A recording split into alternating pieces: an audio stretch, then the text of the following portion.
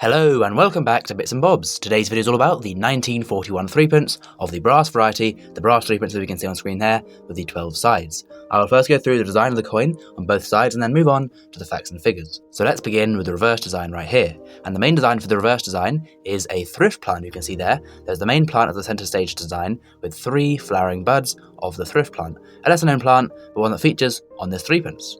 Now below the plant is the date of the coin, 1941, so during World War II, so this is a wartime issue brass threepence, minted alongside a silver threepence, also being used co-circulating the brass and silver ones of this era. Now we can see around the top there the words 3 and pence. This of course gives us the value or denomination of 3 pence, the value of this coin when being used. And as I mentioned, this is a 12-sided coin. There's 12 sides around the rim rather than one, and was the first non-round coin to circulate in Britain. So there's a cool fact as we now move on to the obverse. Here to the obverse we can see a portrait of King George VI. Now this is his one and only portrait used on British coins, and it was done by Humphrey Paget. You can see the initials there, HP, below his neck, Humphrey Paget, the designer.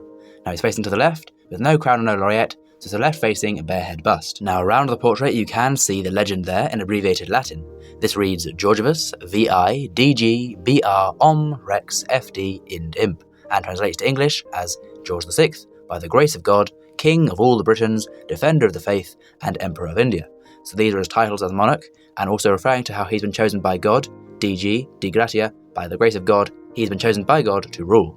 So there's the design, and we'll now move on to the facts and figures of the 1941 brass threepence. The coin minted in the Tower Hill Mint in London, where the Royal Mint was based between 1810 to 1975.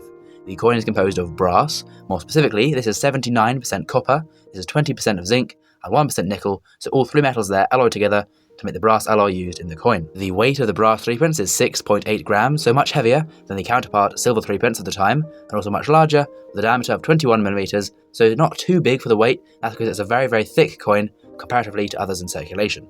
The mintage for the 1941 brass threepence is 60,239,489. So there are tens and tens and tens of millions of that there, so by no means a rare coin. The brass threepence is of course worth 3 pence, but this is then 1/4 of a shilling, so 4 to the shilling, and then 1/80th of a pound sterling. There are 80 threepences to every pre-decimal pound. And back in 1941, the year the coin was made, a threepence was equal to 78 pence today. So not a huge value to the coin, but you could buy a few things with a threepence, although 3 pence in today's money could not buy a lot, or anything.